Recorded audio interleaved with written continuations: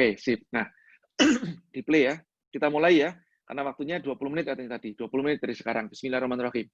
Nah, saya buat judul yang simpel saja, optimasi saluran distribusi. Materi-materi saya ini yang lengkapnya itu bisa dicek tadi. Oh ya, belum saya update. Twitter saya sudah jarang aktif. Saya aktifnya banyak di IG sama di YouTube, terutama sekarang di YouTube. Jadi YouTuber nih. Jadi YouTuber sekarang ya. Karena menurut saya YouTube ini lebih lengkap ya, dalam artian kalau mau belajar ya video yang versi jangan terlalu pendek-pendek ya. Saya punya materi yang 1 jam 2 jam ya, itu ada sekitar 30-an materi sudah saya upload di YouTube juga, dan sudah saya indexing di formulabisnis.id. Oke, saya lanjutkan. Next slide. Nah, buku saya yang ketiga judulnya Buka Langsung Laris. Ada 7 formula: membidik pasar potensial, menciptakan produk yang ngangenin, kemudian membuat kemasan yang pertama diambil. Kemasan ini bisa berarti kemasan, bisa berarti bentuk, bisa berarti postingan. Ya, jadi nanti akan saya jelaskan lebih lanjut. Kemudian yang keempat, menciptakan merek yang ngetop. Ngetop itu artinya populer, cepat gitu kan, karena ini kan dioptimasikan. Yang kelima, membuat saluran distribusi yang sama dengan saluran promosi pada saat mendistribusikan juga mempromosikan. Yang keenam, penyebar virus. Yang ketujuh, lompatan konversi. Next slide. Nah, ketujuh formula ini pada dasarnya adalah formula aplikasi, ya, aplikasi untuk optimasi bisnis skala dari awal, ya, maksudnya di skala starting, ya, pada saat membangun usaha pertama kali. Bagaimana teroptimasi supaya cepat banget buka langsung laris, nggak buka menunggu laris. Oke, nah tapi saya akan menarik garis merah dari 7 formula itu. Sebetulnya formula dasarnya, tadi kan formula aplikatifnya atau formula terapannya. Formula dasarnya adalah, yang pertama adalah riset pasar, kata kuncinya pasar. Kedua, riset produk.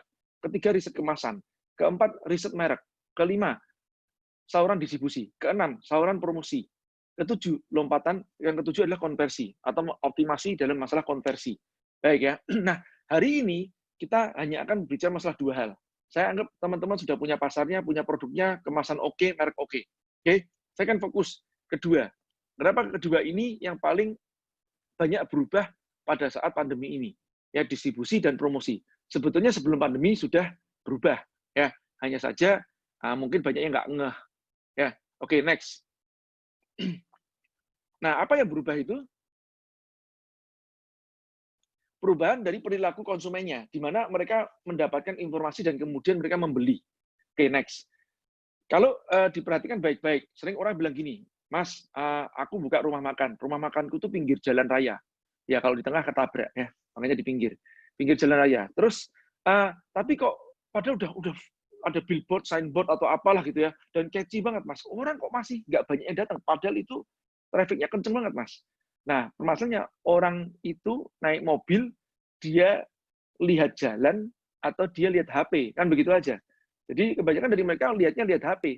Makanya mereka nggak lihat ke jalan gitu loh. Itu yang problemnya ada di situ. Jadi ini perubahan perilaku konsumen, ya, terutama generasi-generasi milenial juga, mereka justru malah lebih memilih tidak memiliki mobil, lebih memilih menggunakan taksi online. Kenapa? Bisa sambil kerja, bisa sambil main HP, ya, atau mungkin nonton TikTok. Saya tidak, saya tidak download ya. Saya memfokuskan ke YouTube saja ya, teman-teman. Next ya. Nah, jadi tempat yang strategis itu bukan bicara masalah fisik lagi, tapi sudah bicara masalah akun atau bicara masalah layar 5,5 inch. Next. Nah, apalagi di era yang corona ini. Corona ini terjadi tidak hanya riset ekonomi, tapi juga sangat terjadi pergeseran atau shifting dalam masalah perilaku konsumennya. Next. Orang lebih banyak rebahan dan kemudian order via online hampir nyaris semuanya. Dan itu terbawa setelah sekarang sudah mulai normal, itu juga tetap orderannya via online. Kenapa? Karena sudah ribet, malas banget kalau order via offline. Ya, oke, next. Ini cepet-cepetan aja. Nah, ini contohnya ya. Journey dari customer-nya apa sih? Pertama, mendapatkan informasi dari sosial media, ya, dari Sosial media itu bisa berarti Facebook, Instagram, YouTube ya, itu bisa. Bisa juga marketplace, tapi marketplace bisa juga ditaruh di tempat bagian keduanya. Oke, informasi pun juga bisa didapatkan juga dari channel news. Ya, news itu seperti kayak detik.com itu channel news, kumparan, opini, channel news. Tapi mereka pun sekarang ya karena tahu trafficnya itu ada di sosial media, mereka membuat funnelingnya itu dari sosial media duluan, terus diarahkan ke tempatnya story, story disuruh nge-swipe. Kebanyakan seperti itu untuk membaca yang apa namanya banyaknya seperti apa ya, apa namanya istilah terpopulernya ya, membaca berita-berita yang populer. Nah, jarang dari mereka itu yang sekarang itu nyuruh untuk install aplikasi. Makanya aplikasi-aplikasi mandiri ini menjadi suatu PR sendiri. Kalau saya berpikir ya, nanti suatu saat itu akan ada marketplace konten untuk berita atau news atau seperti kayak detik.com, terus kemudian kumparan dan yang lain-lain itu nanti akan menjadi aplikasi suatu marketplace-nya ada sendiri. Sebenarnya dari dulu juga sudah ada, namanya feed ya, seperti apa ya, scope ya, itu sudah ada. Cuman sekarang nggak banyak dipakai lagi karena udah mulai pergeseran ke era video. Nah, ini teman-teman harus tahu behavior-nya. Ya. Jadi sudah mulai bergeser ke era video. Jadi YouTube saat ini sudah menjadi platform sosial media yang growth-nya tertinggi. Ya, growth-nya tertinggi. Oke. Facebook sudah tidak growth lagi. Alias Facebook itu hanya generasi-generasi tua yang nostalgia dan para generasi-generasi yang suka politik doang. Ya, plus Twitter gitu juga. Nah, growth-nya udah mulai larinya ke tempatnya YouTube. YouTuber makanya sekarang mulai kaya-kaya. Hanya saja memang kita dihadapkan oleh para YouTuber hedon dan matre yang mereka itu menggeser ideologi bangsa kita itu. Baik, lanjut. Dari channel information, itu kemudian mereka ngeklik. Nah, ini journey-nya seperti itu. Sebentar, belum next. Previews-nya dulu. Ya, dari channel information, mereka masuk ke tempatnya apa? Ke tempat toko online Anda, atau bisa jadi kebanyakan ke tempat marketplace Anda, atau juga bisa jadi ke tempat social chat, atau klik ke WA. Ya, banyak yang menggunakan yang sebenarnya Linktree di tempat bio-nya. Jadi begitu lihat nih, misalkan ya, saya ngevideoin, saya pas lagi jualan pakaian, oh ini hai guys, gini guys, gini macam-macam, terus nanti swipe up ya, misalnya begitu. Oke. Kalau yang sudah 10.000 ke atas, nanti swipe up kan, di swipe up. Nah, swipe up nanti masuk langsung ke baik ke toko online-nya dia ataupun ke tempat ke social chat-nya, misalkan ke WA, Line ataupun juga Telegram ya, seperti itu. Nah, kemudian mereka belanja. Habis belanja, add to cart. Habis add to cart, payment. Habis payment, diantar oleh kurir. Seperti ini gambaran dasarnya journey-nya. Tentu aja nanti tahapannya bisa lebih lanjut. Nah, ini harus dibuat semacam kayak sebenarnya funneling-nya. Kalau orang itu tidak tertarik, ngejarnya bagaimana? Ada caranya juga kan begitu ya. Oke, next. Nah, inilah era yang sudah berubah ya, from availability. Jadi kalau zaman dulu itu distribusi itu secara fisik, makanya disebut namanya availability. Setelah corona, habis semua yang sebenarnya generasi fisik. Oke?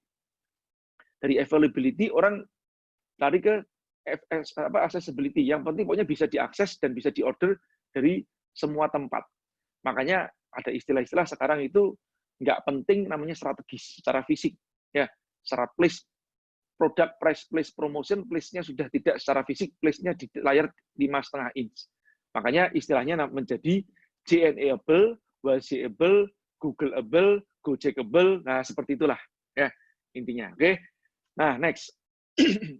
Nah, sekarang kita harus ngerti siapa target pasar Anda ya, di mana mereka biasa berkumpul, tanda petik berkumpul pun juga bukan bicara masalah fisik lagi.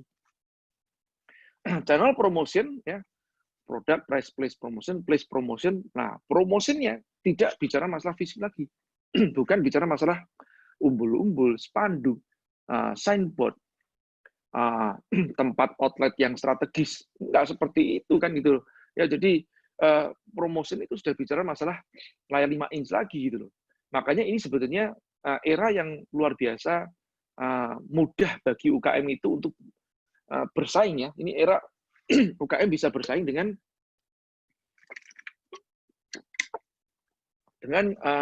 kompetitor skala multinasional company ya. Dari mana mereka mendapatkan informasi produk Anda? Ini kita harus ketahui journey-nya tadi itu loh. Ya, diurutin journey-nya. Next. Ini saya ambil contoh ya, next-nya. Ini seorang influencer ya, Putri Melati. Kalau setiap Selasa dia juga biasanya ngaji, ikut ngaji tempat saya, di rumah saya. Oke, di next. Bisa play nggak ya? Itu play ya? Terplay nggak? Nah, play kan, terplay gitu. Nah, jadi ini Putri ini endorse ya, dia endorse. Tapi dia juga sekarang sudah punya produk dan dia menjual produk-produknya dari kamarnya dia. Sebelum nikah dari kamar pribadinya dia. Cuman modalnya itu lampu-lampu itu aja di tempat diletakkan di kacanya kamarnya dia dan udah dia story nanti mention akunnya ya atau yang kalau ini kan karena mengendorse akun. Kalau tidak mengendorse akun, kalau misalkan punya dia sendiri tinggal swipe up nanti langsung masuk ke link belinya. Hey guys, kalau kamu mau beli langsung ke sini ya, swipe up gitu kan. Nah, kalau enggak, kalau ini mention akun ya ke tempat akun itu, dari akun itu Anda harus ngerti nanti larinya kemana. Jangan-jangan pas melihat di akunnya, loh ini produknya kemana ya? Kalau mau beli bagaimana ya? Harus ngerti journey-nya. Ya, harus tahu nih, begitu ada barrier sedikit, orang online itu malesnya minta ampun. Kecuali brand Anda sangat kuat sekali, kalau brand Anda sangat kuat, effort yang berat pun ya, nungguin website loading pun mau dilakoni. Oke, next ya. Oke, dari situ, yang pertama channel informasi. Habis dari situ, terus, nah, kita harus ngerti nih, kapan mereka mengkonsumsi produk Anda, seberapa mendesak harus didapatkan. Ini nanti pendistribusiannya. Ya, next-nya, ini semua dibuatin semacam kayak catatannya ya teman-teman ya, dibuatin resumenya begitu ya. Target pasarnya siapa, dituliskan ya. Terus kemudian pola konsumsinya bagaimana. Pola konsumsi itu gini loh, mengkonsumsi keripik pisang itu berbeda sama mengkonsumsi pakaian kan begitu ya. Terus seberapa mendesak batas ambang mereka menunggu ya, continue atau sesekali. Terus kemudian ini produk atau variannya yang sama atau terus berganti. Ini terus ini dicari journey-nya bagaimana, alur proses dari mendapatkan informasi yang terdekat atau tercepat hingga cara mengkonsumsinya bagaimana. Misalnya dari medsos atau dari referral, terus kemudian kalau order bagaimana, via apa nanti ya, web, chat, direct selling atau dropship, ya, terus kemudian dikirim yang terdekat sesuai dengan behavior konsumennya bagaimana. Next. Oke, contohnya ya, Zanana Chips lah misalkan ya, ini kan keripik pisang. Orang mau konsumsi keripik pisang jadi kepengin, dia mendapatkan informasi, ini kan sering juga disebut sebagai impulse buying ya. Nah, jadi saya makanya kurang setuju dengan bahwa produk itu harus dimulai dari permasalahan. Belum tentu permasalahan. Karena disebut namanya ada market wants, ada market needs. Ya, ada market needs itu kan dibutuhkan dikarenakan suatu problem. Tapi coba lihat, orang lihat fashion, orang lihat aksesoris, apakah dia needs nggak? Belum tentu needs. Dia cuma bilang, lucu, beli dia. Ya, lucu, beli dah. Minginin, kelihatannya enak, dia beli. Ya, kalau nggak begitu nggak akan ada orang overweight. Ya, dia kan bukan makan yang dia butuhkan, dia makan apa yang dia inginkan gitu. Hal yang sama kayak Zanana Chips seperti itu. Ya, nah makanya ini harus sering nongolnya di mana? Nah, nongolnya di sosial media, sesuai dengan target pasarnya dia kan. Anak muda, usia misalkan 15 sampai 25-30 tahun. Ya. Nah, itu mereka nongkrongnya di mana? Ya, who is your specific target market, where they usually hang around. Ya. Siapa target market spesifik Anda dan di mana mereka biasa berkumpul. Nah, ini cek. Ya. Tapi kembali lagi, kalau saya begitu kepingin Zanana, ini problemnya UKM di industri perkeripikan dan persnekan itu. Saya bilang sama Gazan, itu orang-orang teman-teman UKM itu yang industrinya sama kayak kamu, Zan, itu mengalami milestone yang serupa nantinya. Apa? Gazan ini membutuhkan waktu 3 tahun ya sampai 4 tahun untuk mempenetrasi market terutama market-market retail modern, seperti kayak Transmart pada saat itu kan ya, dan yang lain-lain. Nah, ini membutuhkan waktu. Nah, saya bilang sama Gazan, ini UKM yang lain nanti akan seperti kamu gini, Jan. Bagaimana kalau kamu naik level? Nah, saya bilang gitu kan, naik level tidak hanya mau produksi produk Zanana Chips ini, tapi naik level menjadi agregator snack. Nah, akhirnya dia membuka yang namanya konspirasi snack, kumpulan snack-snack terpilih yang sudah dikurasi, didistribusikan bersamaan dengan Zanana Snack, Zanana Chips. Ya, nah ini kenapa? Karena sekarang gini, teman-teman ya, yang jualan snack akan ngerti. Oke, misalkan ya, snacknya jualan di Pekanbaru. Dari Pekanbaru, terus yang mau order di Jakarta. Kak, di Jakarta di mana ya, Kak? Aduh, maaf ya, di Jakarta kita belum ada, kita kirimkan dari Pekanbaru. Aduh, Kak, ongkos kirimnya berapa ya, Kak ya? Ini bicara masalah distribusi. Oke? Nah, oh, berarti gimana, Mas? Aku buka reseller. Anda buka reseller. Nanti ada problem lagi. Problemnya akan saya sampaikan nanti. Oke? Nah, tapi intinya problemnya akan berbasis geografis. Nah, kita harus ngerti duluan. Snack Zanana ini harus di-deliver, kalau menurut saya, secara behavior customer-nya, itu dalam waktu kurang dari 1 hari. Alias jam-jaman saja. Mungkin 12 jam, mungkin 3 jam. Oke, kalau memang dia benar-benar brand-nya sangat kuat, orang itu mau nungguin dan mau nyimpen stok. Nungguin dan nyimpen stok. Itu brand-nya sudah kuat. Kalau belum kuat, lama banget sih, yang ada dekat sini apa sih? Oh ini, ya sudahlah kompetitornya dia beli duluan. Oke, karena apa? Orang ngidam tuh pengen ya maunya snack ya hari itu juga. Ya, harus ngerti. Apalagi kalau ini temennya nonton, temennya belajar. Maksud mau belajarnya besok kan gitu kan. Nah, kecuali brandnya sudah kuat. Kembali lagi. Makanya kuncinya nanti ada di branding. Ya, next. Ya, kalau makanan-makanan seperti kayak frozen food ya atau yang ini sudah peralihan-peralihan dari restoran yang pada saat pandemi kemarin, ini harus dideliverkan juga dengan cepat. Ya, nggak bisa mendeliver ini menunggu waktu. Jadi kita mencoba gudang frozen. Itu maksimum itu 12 jam. Ya, maksimum itu 12 jam. Harus bisa dideliver. Kalau kurang dari 12, lebih dari 12 jam, dia sudah tidak fresh lagi. Ya, kita takutkan nanti kualitasnya akan menurun. Ya, next. Jadi ini memetakan pergudangannya. Terus jadi pergudangannya per mana? Next. Oke. Nah, kalau fashion ya, fashion itu juga fashion masih dibagi-bagi lagi. Fashion yang ini harganya sekitar 300 ribuan, 400 ribuan. Nah, ini gudangnya di mana? Dia bisa buka gudang per satu provinsi. Kenapa? Behavior customer-nya dalam mendapatkan produk masih bisa menunggu 2-3 hari. Artinya per satu provinsi satu gudang masih bisa. Next. Nah, kalau harganya 3 jutaan, ya mau gudang satu provinsi, wah bonyok dong. Ya, mau reseller siapa yang ini reseller kelas elit nih ya, yang mau nyimpen produk seharga 3 juta lebih. Ya, nah makanya yang kayak gini, ini tidak perlu sistem reseller ataupun sistem yang pergudangan karena akan jadi pemborosan. Jadi beda produk, beda target, next ya. Beda produk, beda target pasar, beda saluran distribusi. Kan begitu ya. Nah, jadi ini yang perlu diketahui. Nah, ini pertanyaan yang paling sering nih. Jadi gimana Mas J? Aku sekarang pakainya reseller. Teman-teman kan kebanyakan kalau UKM itu, apa aja di resellerin. Sepatu di resellerin. Habis itu nanti, Mbak, ada size yang 42 nggak? Waduh, 42 saya nggak nyimpen. Ya kenapa? Ya size-nya dia nyimpennya kan yang tertentu doang. Kalau sepatu kan coraknya banyak, size-nya lebar. Makanya nggak cocok untuk reseller. Kecuali dia tidak disebut sebagai reseller, sebagai agen. Dan kelasnya, reseller itu kan kayak tengan.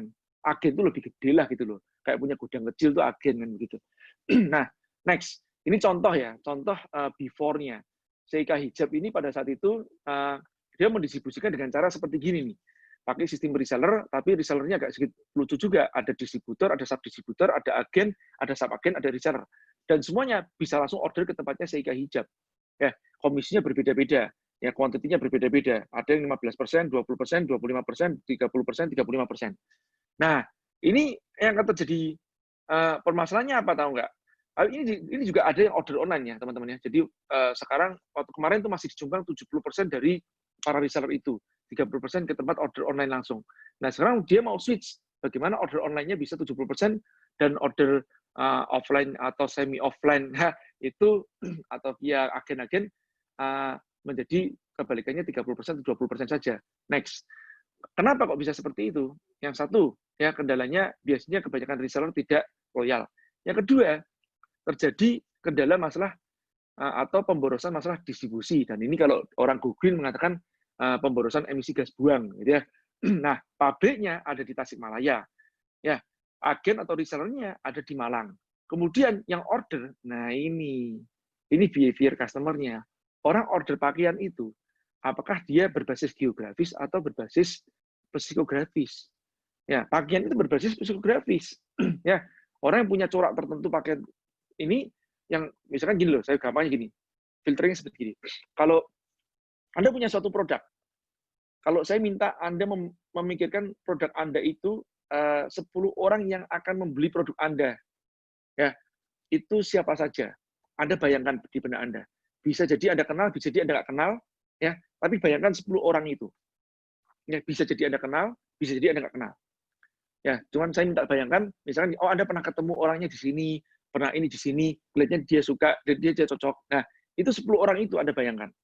Kira-kira 10 orang itu ada di radius 10 km nggak dari sekarang? Nah, kalau tidak ada di radius 10 km, artinya itu kebanyakan adalah psikografis. Saya ambil contoh, kalau Anda, saya suruh bayangkan, kalau Anda memasarkan minuman, ya, misalkan katakanlah boba gitu ya, apa namanya, bubble tea ya, nah seperti itu.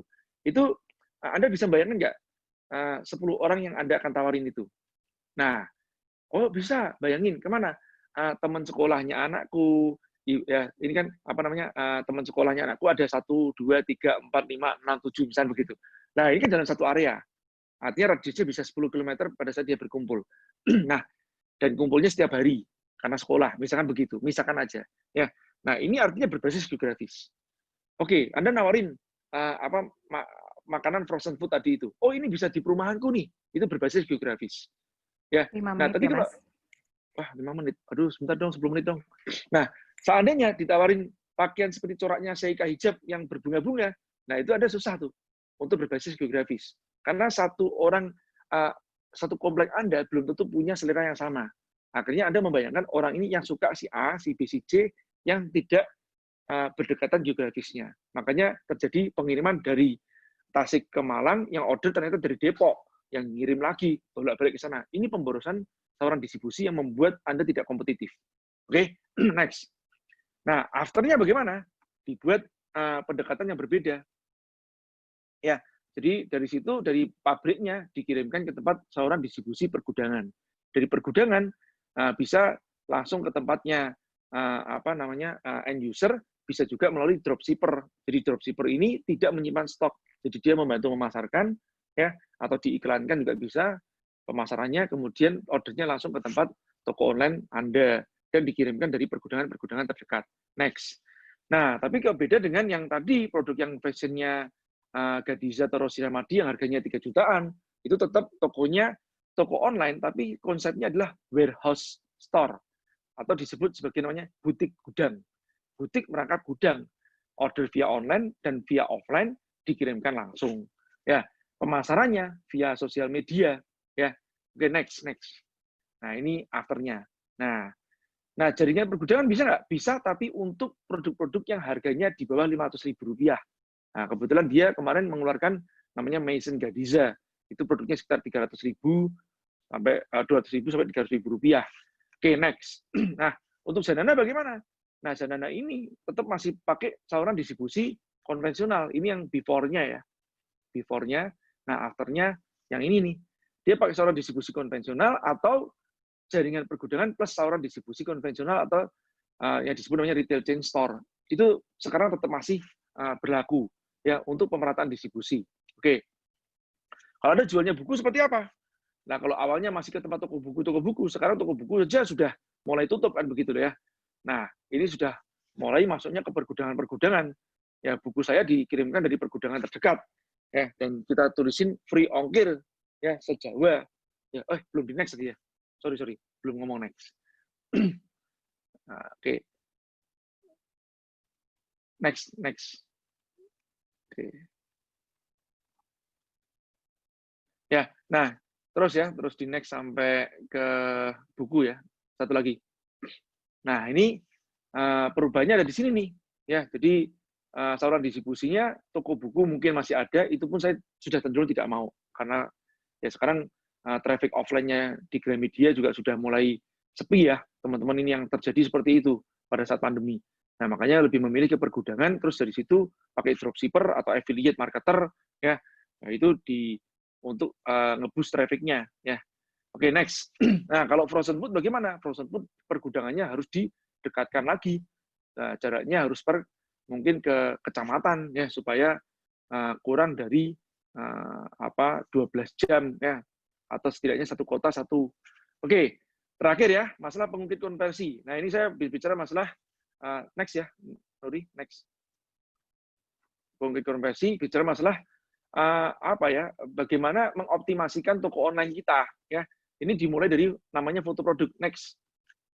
Orang itu kan belanja online pada dasarnya punya yang disebut namanya ketakutan belanja online, penipuan dan salah transaksi. Nah, hal-hal seperti inilah yang next yang harus diperkecil barrier-nya. Oke, contohnya seperti ini. Nah, orang seringkali itu sak penak EDW punya pakaian masih lipat-lipat, nggak mau nyetrika, difoto di tempat ubin gitu aja. Nah, mau laku bagaimana? Next. Ya, bagaimana orang akan berminat untuk membeli? Oke. Next. Sekarang ya. Nah, apalagi yang jual barang-barang second. Barusan mimpi ya, habis itu dicuci atau belum dicuci sudah digantung gitu aja sampai IDW. Oke, next. Nah, apakah ini cukup? Yang berikutnya ya.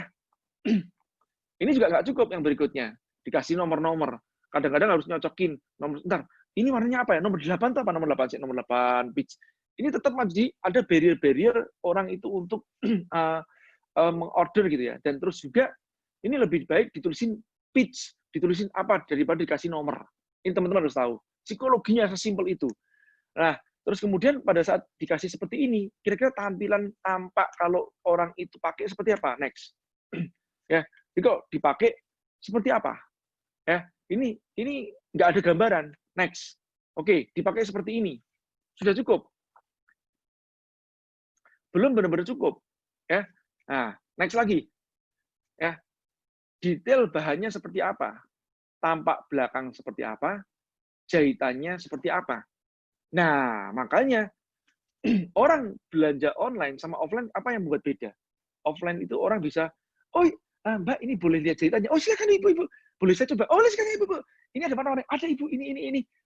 Wah Mbak tapi ini kok kenapa ya ininya begini. Oh ini karena gini ibu, bisa jelasin gitu loh. Ya. Nah kalau online, Anda nggak punya kesempatan untuk menjelaskan. Anda harus mengira-ngira. Sebenarnya bukan mengira-ngira sih. Ya, meriset kira-kira keinginan, pertanyaan, frequently asked question-nya si target market kita ini seperti apa. Next. Ya. 2 menit, Mas. Ya, hampir selesai kok. Nah, jual tas semahal ini. Next. Ya, kok hanya ada 4 gambar. Itu kalau Anda lihat ada titik-titik itu kan titik-titik slider. Harganya 1.250.000. Ya, ini cuma 4 gambar doang. Oke, kita mau lihat next dalamnya seperti apa, belakangnya kayak apa, ya besarannya seberapa. Besaran ini harus rasiokan dengan sesuatu yang sifatnya standar, misalkan botol mineral water gitu ya. Nah, ataupun juga botol mineral air gelas gitu ya. Nah, itu bisa dibuat standarisasi untuk ukuran atau size-nya. Next. Ya, jadi ya ini ya teman-teman ya, kita harus sangat detail pada saat menjual secara online supaya next keraguan-keraguannya itu dihilangkan semuanya ya. Ya, jadi menghilangkan keraguan-keraguan yang ada. Oke. Lanjut ya, next. Ya. Saya kasih contoh ini tapi dari luar ya. Kebanyakan kalau contoh-contoh kebanyakan yang bagus dari luar. Next. Ini satu akun ini namanya Nature Hike Store. Ini saya mempromosikan produk luar ya. Saya belum dapat yang dari produk Indonesia yang bisa apa ya, foto produk dan apanya semuanya sebagus ini gitu loh. Ya. Nah, ini dia tadi ada foto yang pertama nih, foto yang kedua, next. Foto yang ketiga. Oke. Next lagi, foto yang keempat, detail produknya seperti apa. Ya. Next, foto yang kelima. Oke, next lagi foto yang ke-6. Next lagi foto yang ke-7. Next lagi foto yang ke-8. Next lagi foto yang ke-9. Ya, jadi 9 foto ya untuk satu produk. Dan itu pun masih kurang. Video kalau bisa. Nah, karena bicara masalah video, nanti bicara masalah brand yang sesungguhnya. Dalam artian apa? Video ini bisa jadi video penggunaan atau video produk, bisa juga video image dari suatu produk. Karena orang kan beli tidak berdasarkan rasional benefit doang, tapi ada unsur emosional benefitnya. Next. Nah, kalau di fashion seperti apa? Nah, fashion ya itu seperti apa? Kita lihat. Visualnya harus lengkap, bahannya juga harus ketahuan, variannya, dan size chart. Size chart ini seringkali diabaikan. Next. Nah, hampir terakhir nih. Ini contoh terakhir. Ya, kita coba cek. Ini alia hijab dari Demak ya. Foto 1, OOTD, next. Foto 2, tampak depan belakang. Next. Foto 3, tampak detail. Ya. Next. Foto 4, tampak detail bagian lain. Foto 5, next. Ya. Tampak setengah badan atas. Foto 6, ya, OOTD. Foto 7, size chart. Nah, ini pun size chart-nya kalau bisa cuman lingkar dada sama bawah saja cukup ya, nggak usah terlalu banyak karena kan yang dibutuhkan paling urgent yang mana ya. Dan itu size chart-nya harus ngerti dadanya itu dada sebelah mana dan sampai mana, tingginya tinggi mana. Karena tinggi kan bisa dari atas leher yang belakang atau tinggi di atas leher yang bagian depan. Ya, itu kan berbeda. Ya. Next ya. OOTD lagi ya. Terus OOTD terakhir ya. Nah, terus baru bicara masalah detail-detail bahan. Ini pun juga ada baiknya jangan cuma spesifikasi produk, tapi bahan produk ini ada story-nya ya, gitu kan. Sejarah pembuatan produk ini bagaimana atau story-nya bagaimana supaya ada unsur emosional benefit-nya. Oke, dan cocok digunakan untuk apa. Next terakhir. Ya. Toko online yang ideal itu seperti apa sih? Jadi ya menurut saya ini dari riset saya yang terutama saya ambil dari toko-toko seperti kayak AliExpress, itu minimum ada 5 gambar secara visual. Dan hampir semua background-nya putih, kecuali yang OOTD. Ya. Minimum 5 tadi ada yang sampai 10 kan. Nah, produsen atau brand owner sudah menyediakan pilihan-pilihan foto yang layak untuk, ya kalau ini harus menyediakan 20-an foto produk untuk nanti menjadi template para dropshipper-nya mempromosikan, kalau pakai dropship. Nah, next-nya tadi, jika ada, bukan next-nya, jika ada video di awal, ya, jika ada video ditaruh di awal. Kemudian ada rating atau jumlah order supaya terlihat social proof-nya. Kalau enggak, biasanya orang pakai testimoni kalau untuk fashion kurang pas. Ya, mendingan ini di order berapa, itu harusnya ada. Terus free ongkir, ya, atau estimasi ongkos kirim, itu sudah harus ada. Nah, ini terutama teman-teman yang ada di Pekanbaru atau di kepulauan-kepulauan, itu harus punya pergudangan di Jawa. Anda harus tahu ya, Cina sudah menyerbu Indonesia dengan membuat pergudangan-pergudangan. Anda kalau nggak percaya, cek ya, Tokopedia saya sebut aja deh. Itu sudah, kalau Anda order barang, itu nyampe dalam 1 hari bisa. Kenapa? Pergudangan mereka sudah ada di kota-kota besar. Ya, makanya ada tulisannya free ongkir untuk official store. Oke, dan barangnya dari Cina. Oke, nah, jadi free ongkir ini penting banget ya. Bagaimana cara membuat free ongkir? Masukkan ke dalam struktur cost-nya. Ya. Tambahkan foto yang lebih lengkap ya.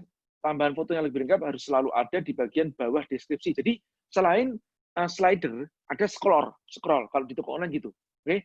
Jadi slider, bawahnya scroll. Kenapa? Karena kalau pas Anda lihat ya, orang belanja itu ingat ya, orang belanja tidak melalui desktop. Sudah 95% orang belanja melalui mobile. Makanya ini era bukan yang disebut namanya mobile first, tapi era yang disebutnya mobile only. Jadi kalau Anda melihat template toko online, jangan melihat melalui desktop. Melihatnya melalui toko online. Anda nyaman tidak belanja melalui mobile. Anda nyaman nggak belanja melalui mobile. Oke? Dan yang terakhir ya, itu favorit atau save atau love itu harus ada supaya pas orang belanja itu biasanya nggak langsung belanja. Dia milih-milih di lovin. Habis itu nanti pas dia luang, dia baru ngecek-ngecek lagi mana yang akan dia beli. Oke, baik. Terakhir. Ya. Nah, terakhir ya teman-teman, pandemi ini banyak mengajarkan kita banyak hal. Ya, terutama bicara masalah konsumerisme berlebih itu menjadi tertekan. Jadi buat saya rezeki yang bagus itu adalah rezeki yang berkah. Jangan merusak alam.